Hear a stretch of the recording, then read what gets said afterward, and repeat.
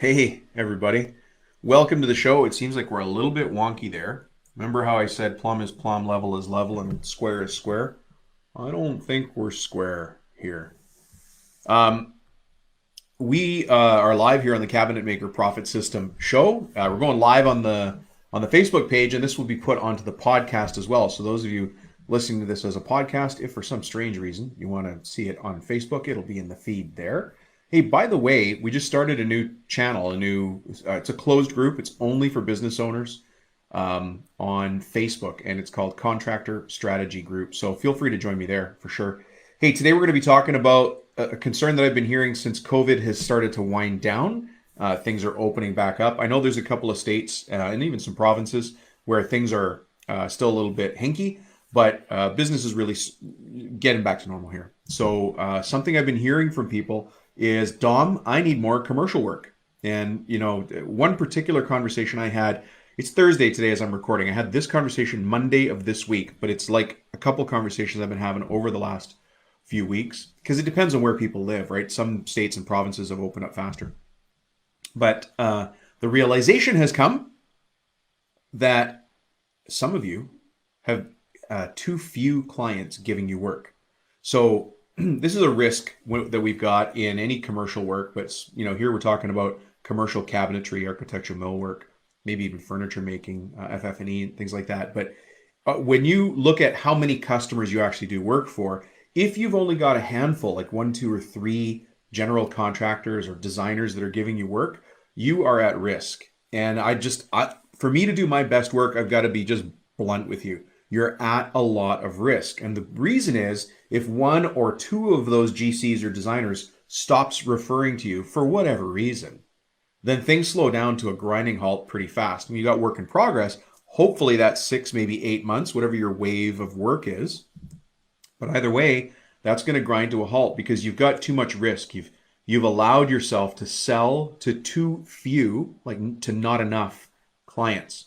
And when times are good, people look at me as I'm saying this, and I can see their eyes glaze over. They're like, "Oh, geez, Rubino, forget it," But this is what's happening now, and specifically these guys that I was talking to earlier this week, they're in a situation where most of their work comes from a handful of GCs, general contractors, some from designers, but a handful of general contractors and designers.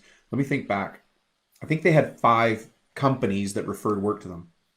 The most important thing, though, is that when we went and looked at their numbers and split out the revenue, how much business actually came in from all of them, most of their business, the bulk of their business, came from one general contractor.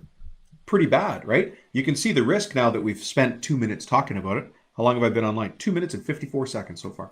But it gets worse. It gets worse because this general contractor is actually quite large, and they get most of their work from that general contractor from one project manager. So now that general contractor has shut things down because of whatever's going on their side. I don't see into their world. But now that project manager there is also not delivering them work. So think about what just happened to that business. They had a handful of companies referring them architectural millwork work. One of those companies supplied the bulk of the work they did in a year. And at one of those companies, only one project manager supplied the bulk of the work. You see where the risk is? So if you find yourself in this situation, you're saying, "Hey, Dom, I'm listening to the show. I do commercial work. Well, hang on a second. I might be at risk. Tell me how to get out of this mess because it's making me not sleep at night." Well, that's what we're going to talk about today. The key is here, and I'm going to remind you this. You might not want to hear it, but you tuned in, so here it comes. The money isn't in the sawdust anymore. Your responsibility, just like my responsibility, by the way, is to go get new business. Go find people who need your help, who need your expertise, who can trust you to deliver the quality work that you do. Go find them. You can't just wait for the business to come in. That's not how things work. So that's what we're going to talk about today. There's a couple ways for you to go get business. Specifically today, we're going to be talking about how to get more commercial work. Those of you listening who do primarily residential work, I'm not saying you won't get any value from this, but today's episode is specifically focused on people that do commercial work for general contractors, designers, and specifically are working on TIs and answering bids and tenders, okay? All right, so the first thing to understand is I'm going to tell you some of the strategies, some of the ways you can go get new business. Let me start, though, by saying this. I'm very cheap.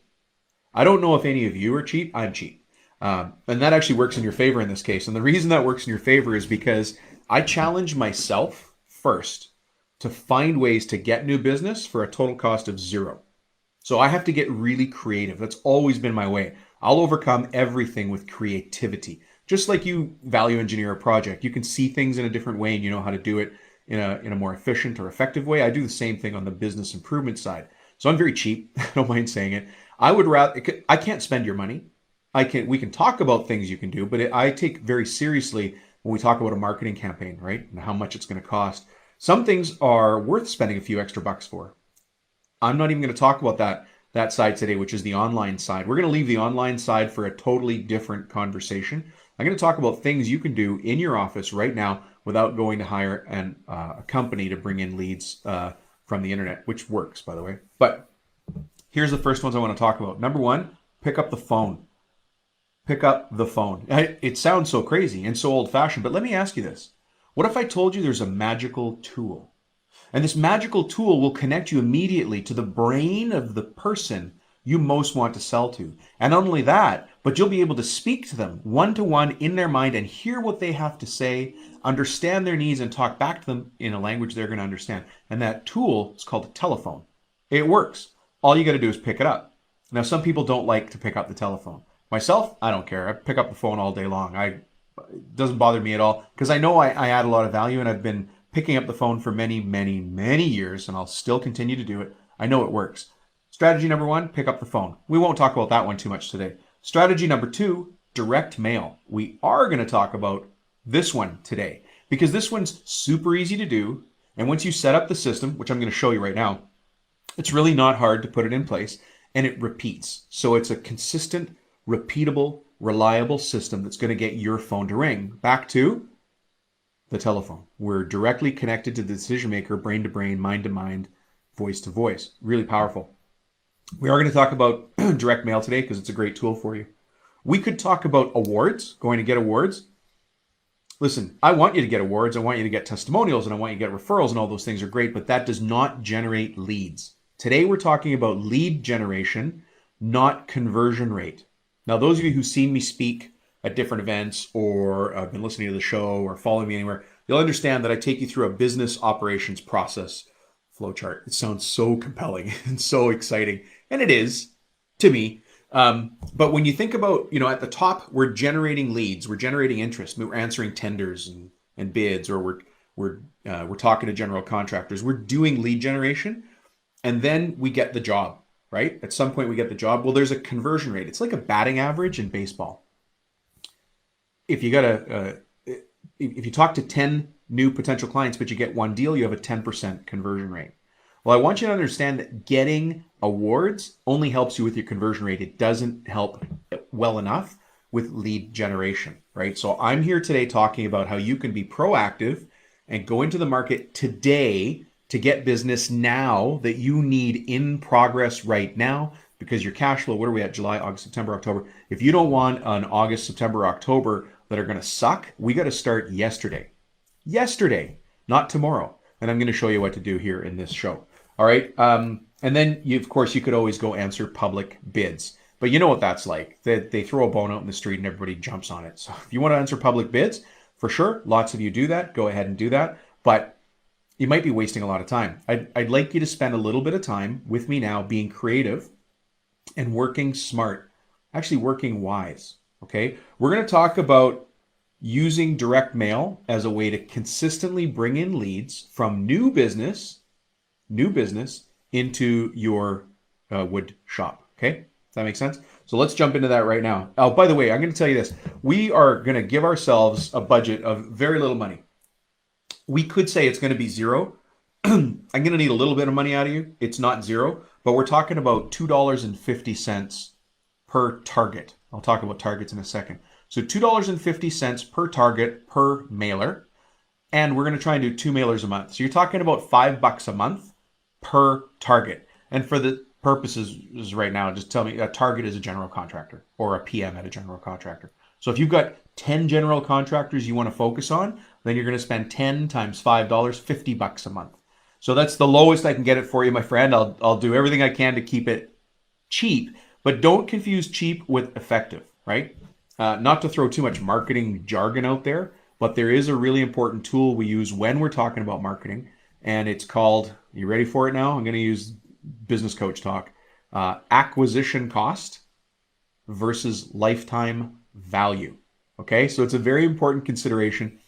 Let's say if I could guarantee that you would be able to sit down at a table in Vegas, and every time you bet $100, you'd get $200 back. Would that be a good bet? I could guarantee that every time you put $100 in, you'd get $200 out. Would that be a good bet?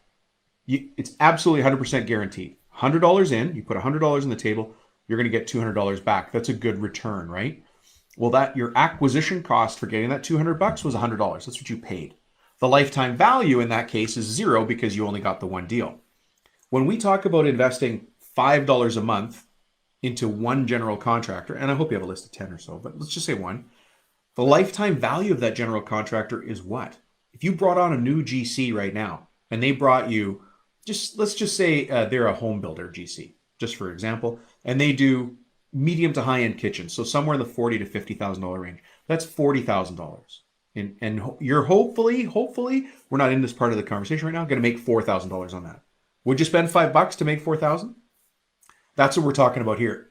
So I'm sorry you're going to have to spend some money, but like everything in life, you got to pay to play. So you're going to have to invest some money in the future of your business, but I'm going to show you how to invest it smart. And by the way, this doesn't just get made up in my head. This is how other people do it now, all around you. It's happening now, and if you're not doing it, then that's why you're seeing yourself in a bit of a slump right now. So we got to get you on this so that you never have a slump again in the future. Okay, so let's jump into this right now. We're going to talk about how to use direct mail so that it consistently brings us a steady drip, drip, drip of new, interested, perfect clients. That's the goal here today. So the first thing we need to understand in any marketing are three things. And for those of you watching me on the Facebook Live, you can see me holding up three fingers. If you're watching this on YouTube, you can see me holding up three fingers. For those of you who are just listening to the podcast, I'm holding up three fingers. There's three things we have to understand in marketing. Number one is the target. Number two is the offer. And number three is the copy, right? So this has nothing to do with architectural wood trades, cabinet making, countertops, tile setting, nothing. This has to do with the business of business. This is 100% CEO language. If you're the CEO of your company and you're talking to a marketing agency who's going to bring you deals, they're going to talk in this very same language. Target, who's our target? Offer, what are we going to say to them? Copy, what are the words on the page? Okay, so very simple, very easy to understand, but it's the foundation of an effective, very effective marketing campaign that doesn't cost you a lot of money, which is why Dom's here, helping you out with that. All right, excuse me, a little thing in my throat. So the first thing we're going to talk about is the target. So I'd like you to think about who your perfect client is right now. For those of you who happen to be sitting down or you've pulled over to the side of the road and you're taking notes, good call. For those of you who are walking your dog or you're on the treadmill, you're on the bike or something, you're going to need to think about this, but at some point you got to go sit down. You have to take notes. I can't shorten it for you any other way. There's just pen on page has to happen, okay? But I want you to write down a list of the existing general contractors and designers that you currently do work for. So I'm going to write that myself. Current GCs and designers. So let's make a list. Let's say you come up with a list of 5 names of current general contractors you work for and designers. I will also want you to go back and look in your files and see which one of those general contractors brings you the most. So I want you to sort them in order of, let's just do revenue for now. We won't do profitability. Which general contractor brings you the most in business and which GC or designer brings you the least, right? So this one brings you 500 grand in business a year. This one here only brings you 50 grand in business a year. It's a good exercise. We might as well throw it in there. The next thing I want you to do is I want you to get on LinkedIn. LinkedIn is pretty much a free tool. If you're not on it already, LinkedIn is Facebook for adults. And I say that knowing, and many of you know, I'm all over Facebook. Did I tell you I started a new Facebook group called Contractor Strategy Group? Come join me there, and you can make fun of me for saying that. But listen, on LinkedIn, LinkedIn is very specifically for business people who want to connect at a business level. Some people think that LinkedIn is just a place you go when you're looking for work. That is not the case. Some people use it for that. But we're business owners. I need to connect at a business level with other people. There are so many little clues that we can find on LinkedIn. I should do an episode just on that for you. But for right now, I want you to go in there and I want you to search your general contractor on LinkedIn. And just for the sake of it, I'm going to make up a name of a general contractor, right? Let's say that it's called George's GC, because that's a name that probably doesn't exist out there. What I want you to do is go to LinkedIn and search for George's GC, George's General Contracting, on LinkedIn. And what's going to come up is anybody who is listed that they're an employee at George's GC. And guess what you're going to find? You're going to find all of the project managers. You're going to find out who his CFO is, who his bookkeeper is. All of the people at George's GC that are on LinkedIn are going to tell you their names. I want you to grab those names and add them to your list. Because you might have only been dealing with George at George's GC, but maybe his PMs make decisions or need to know things about your, how awesome you are in your market. You're in Nebraska, or you're in Winnipeg, or you're in Sydney, or you're in Auckland, wherever you are in the world. Sorry, not to skip South Africa. Let's say you're in Joburg, wherever you are, right? Go look for general contractors, then do a little bit of research on LinkedIn, find out who else works there. By the way, our total budget for this so far is $0. $0, and you got high value. We already know who's inside those companies. I want you to do the same thing with the designers, etc. Find those people. Now, we put together a list. Let's say, I'm making assumptions here, that you found 5 general contractors you've done work for. The other thing I'd like you to do is go back and add to that list general contractors you've done work with in the past. And go back to last year. Go back 2 years. Go back 3 years. Go back 4 years. Heck, go back 5 if you can. Any GC or designer that you did work for in the past, add them to the list. So now let's say that our list of 5, by looking back over 5 years, we've increased it now to another 5. So we've got a total now of 10 companies that we've got. So 5 past GC and designer. And I'll let you figure out how many PMs, project managers, are inside each of those companies. And then you think, okay, Dom, that's pretty good. Wow, we have a list of 10 people to go after. And then I'm going to say the slap chop guy, but wait, there's more, because we can go find more people. Here's the next thing I want you to do. I want you to go back to the internet, and I want you to search for awards from the top general contractor. Where I live, the awards are the Havan Awards and the Georgies. What are the big awards that builders or designers would get in your city? And here's what I want you to do. This is totally free. You could get one of your kids to do it. Maybe somebody at your house could help you out with this. Maybe if you've got admin help at your office, they can search this out for you. And again, I've spoken this on here before. You can also get people to do online research for you through websites like Fiverr or Upwork.com. But what you're going to do now is, let's say George's GC is already one of the best designers in the city. Here's what I want to find out. I want to find out who's like George at George's GC. And the way to do that is I'm going to go look for the awards that George's GC got. So I'll go to their website and I'll see, oh, he won this award and that award, Home Builder of the Year award. And then I'll notice on the website of the Home Builder of the Year award, they got a Renovation Builder of the Year award. They've got a Designer of the Year award. And I'll take those names and I'll add them to my list. And if I'm really clever, not only will I look at this year, I'll go back 2 or 3 years again. See where we're going with this? I'm actually trying to spend $5 at a time for you. And you'll see where the returns come already when we talked about acquisition cost or lifetime value, right? So now we've got a list that started with 10. I'm going to go find people that are just like them by tracking back the awards they got. And I'll bet you can take that list of 10 and you can maybe increase it to another 10 equals 20, but you can probably get that list up to 25 people. Now, inside those 25 people are also going to be other project managers who work on there. So that list in total, you're going to have a list of, I'll say that if you have 25 businesses, you're going to have 35 to 40 targets. So a target is somebody we're aiming our mail at. I want to stop for a second and talk about my approach to this. You notice that my language in some ways is pretty aggressive, right? I'm hunting new business. I'm not going out and asking. I'm not begging. I'm not sort of hinting at it. I'm going to get deals. I get brought on. I work with people like you because I'm here to move the needle. I'm not under any false pretenses about why I'm around. If you want to get new deals, we have to hunt them. We have to zero in on them. We got to target them, and then we've got to go after them. That's my business to get, and I want to get it.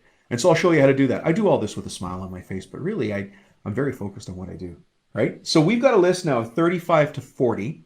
Just for the math, I'm going to make it 40, okay? We've got a list now of 40 different general contractors, employees of general contractors like the project managers, and designers in our city. So have we completed the first step, which is to identify the target? Boom, we nailed it. We've got the target. So create that in an Excel spreadsheet, do it in Google Sheets online, whatever it is. Have your assistant help you with it. Maybe, summertime's here. Maybe you can hire one of your nieces, nephews, sons, or daughters, somebody in your house. Maybe your spouse can help you. I don't know. Get it done. I don't want you doing the work unless you have to. And if you have to, I just walk you through all the stages right there. So target is taken care of. Now we have to move on to the offer. The offer stage of marketing is really simple and straightforward, but until we bring clarity to it, it doesn't make a lot of sense. What we have to do is remember, we're going to be sending a direct mail piece to these 40 different people in the city. So there's 40 people out there that are waiting to hear from us. What are we going to say? Why would they care? So I want you to think for a second where this idea got ripped off from. This idea, by the way, totally stolen. I ripped it off. I stole it. It's called R&D, rip off and duplicate. No, it comes from real estate. You see this strategy, this direct mail strategy happening at your house all the time. And it's the strategy that realtors use called just listed and just sold, right? So how many times do you come home at the end of a long day and you look through your mail, junk mail, and you're like, oh, just listed 123 Street. Oh, just sold 123 Street. And all that's happening is Amy, the realtor, is promoting herself to you. And in your mind, you think, I don't care. I don't care if she sold it. But when the time comes for you to sell, or you're talking to a neighbor over the fence, and they say, who's a good realtor in our area? You're going to say, Amy has been selling a ton in this area. Every week, it seems like I'm getting a just listed and a just sold from her.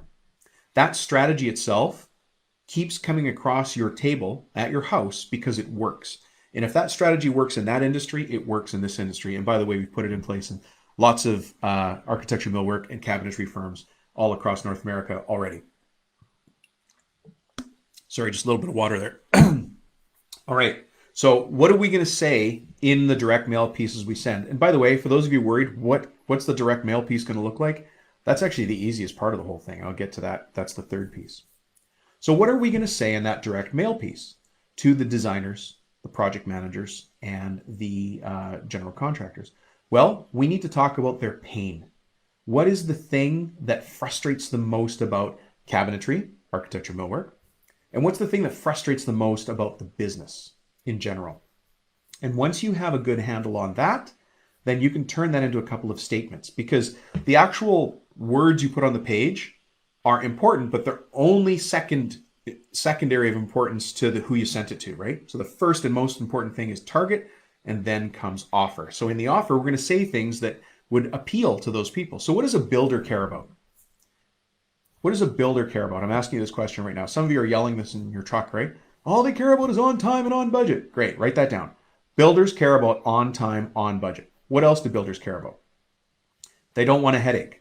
They don't want mistakes. They don't want deficiencies. What else don't they want? What frustrates builders and general contractors about our industry, right? On time, on budget. They want good communication. They want you to show up on time as promised. They want you to stay on the job site until the job is done. They want your installers to know how the thing went together. They want everything shipped there at the same time, so it's not coming in dribs and drabs. All of those things. Write all of those statements down. Another layer of that, and for those of you who are really advanced on this, think about the things other general contractors have said to you when they're frustrated or impressed. So when they're impressed, that's the testimonials, right? Bob, we really like the way your guys stayed on site till the job was done. We really like how you went above and beyond to make sure the customer was happy. Those statements are really, really important to understand when we go back to actually writing things on this page, right? Now think about designers. What do designers care about? What are designers frustrated with? I actually wrote this one down because designers speak a little bit of a different language than general contractors, builders and project managers, right? They want you to make their dreams a reality, make their vision come to life. They can draw anything they want on the page, and you have to go out there and figure out how to make it, right? And that's what they want you to do. So what are the frustrations they have with this industry? What are the frustrations they typically have with other cabinet shops? I want you to write that down as a list as well. So far, by the way, you haven't spent $1 and we're getting in the mind of the general contractor, getting in the mind of the designer so we understand how they see the world. For those of you who want more of an overview of getting inside the mind of a GC or getting inside the mind of a designer, go back and listen to some other episodes we have here at Cabinet Maker Profit System. I had a designer on. Her name is Amy McGeechee. Go and listen to her episode. And then I've had a builder on. His name was Faris Elsabah. Great interview with both of them. Faris is a home builder. So if you want to get inside the mind of those guys and you want to hear them lay it all out on the line, listen to the past podcast episodes. On both of those shows, they'll tell you the phrases to use that make sense to them. And when it makes sense to them, they're going to know, like, and trust you. And we know what it takes to do a deal. You got to do a deal with people that you know, you like, and you trust, right? So get inside their mind, and the homework is there. Go listen to those 2 episodes and many other ones, but go listen to those 2 for sure and understand how they see the world. You're going to hear the phrases that are going to appeal to them on the page. So now we've got the offer, right? So the offer for a general contractor or a builder might be something about on time and on budget. Let's just say that's the phrase: on time, on budget, no deficiencies. Well, that's something that a builder cares about and a project manager cares about. Now, timing might be a question you have. Dom, I need this business now. I know you need the business now. We should have had this conversation 6 weeks ago.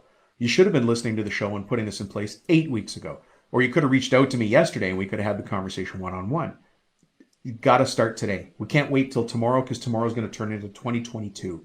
That'll turn into 2025. And by that point, you'll be 63 years old, and it doesn't matter what the conversation is. Start now. Start today. Don't wait anymore, right? But the timing is this. We're going to start to send these mail pieces out, and we're just going to start picking away at the market. The general contractors and project managers are working on deals they've already got in play. What's the average life of a deal? 3 months? 6 months? Depending on if some of you are working on larger institutional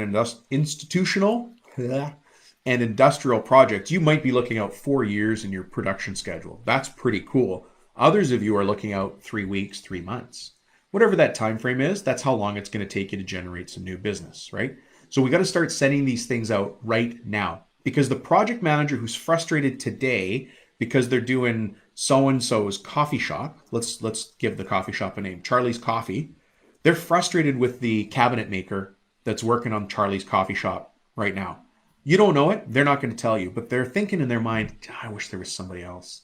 God, if we could find a replacement, we'd find a replacement.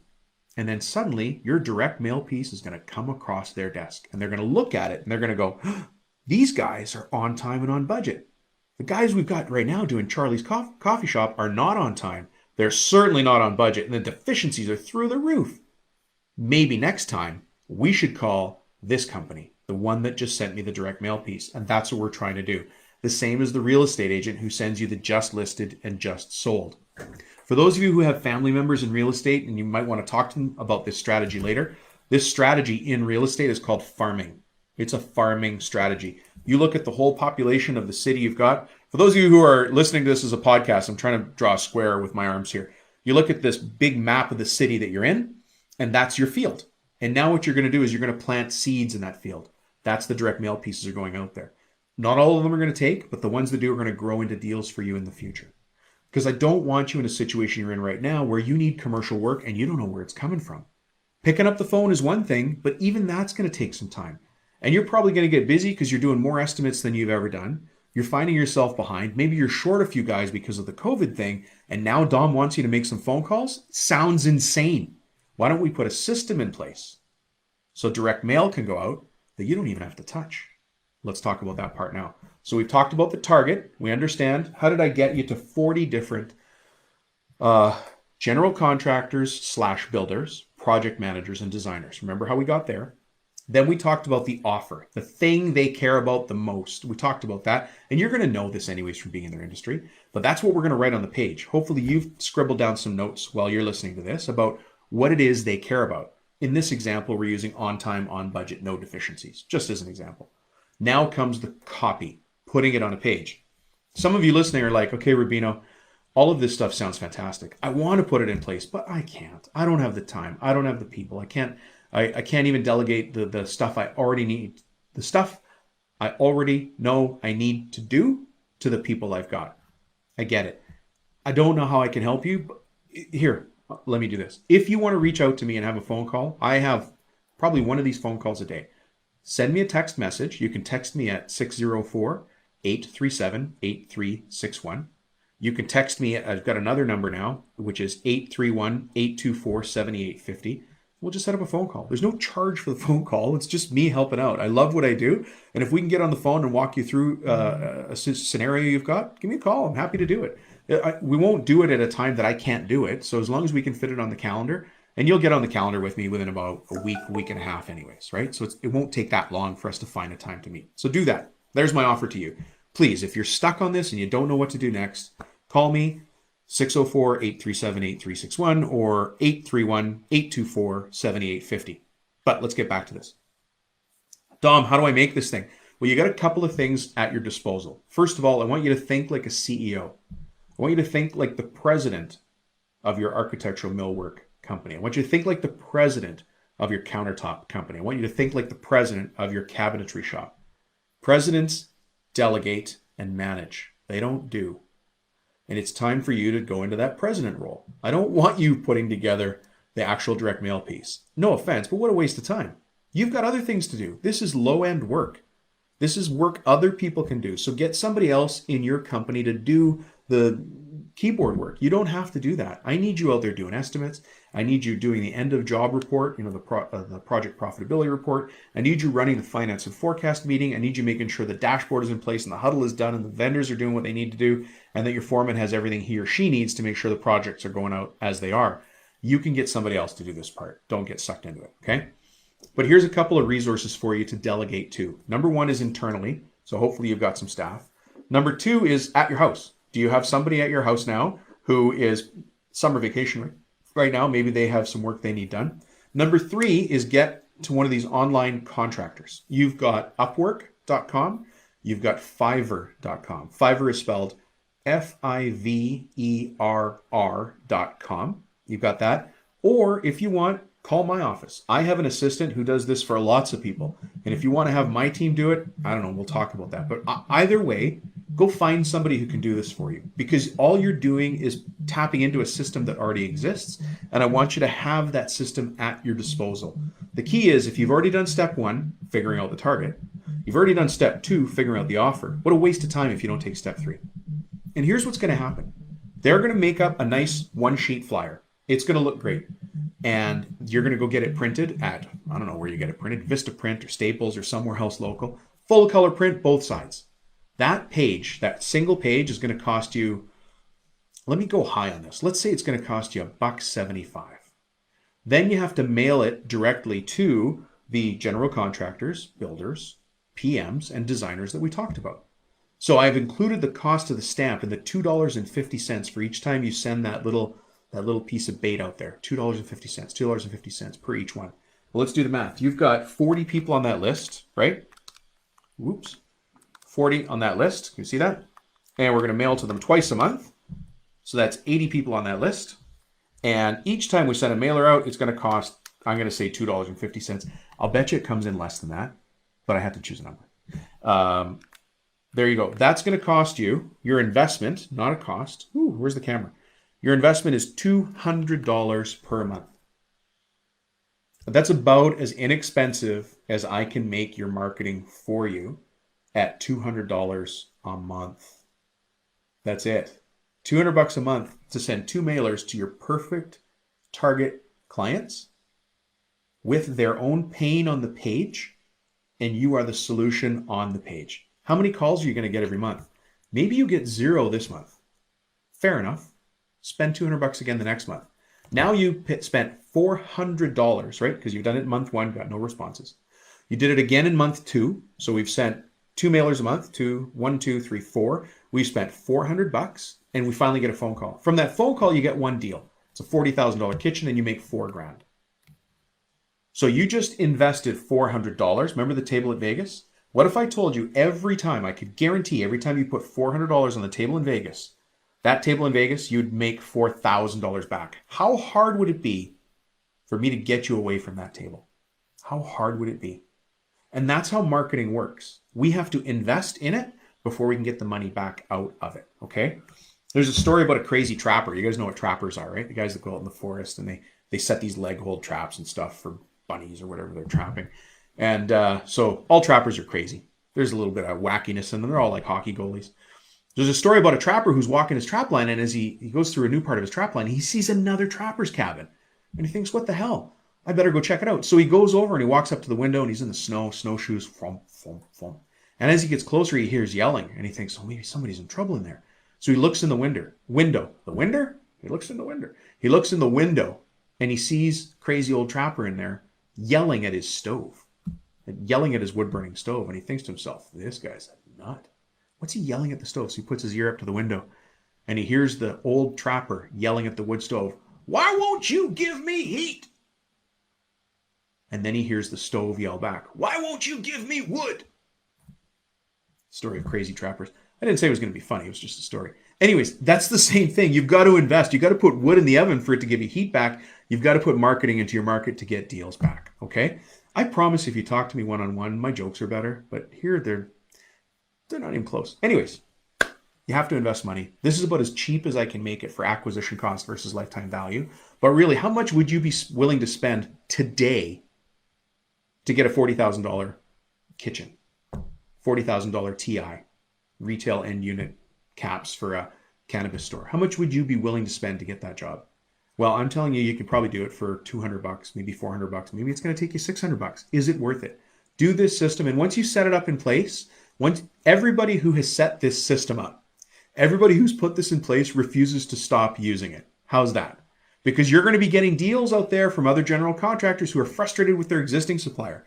At least they're going to invite you to the table. You're going to see deals you never saw before. You're going to see deals where people know you're bidding because they invited you to bid. All right. So that sums this up. I want to remind you, though, if you need more commercial work, here are the things you can do right now. Number one, grab the telephone, pick up the phone, and call people. That never goes out of style. And it is not beneath you. It is something I need you to do. You're the owner of this company. Everybody relies on you to bring in business. Pick up the phone and call the people you want to call. You're proud of the work you do. You do great work. Call anybody you want to call and ask them to do business with you. That's number one.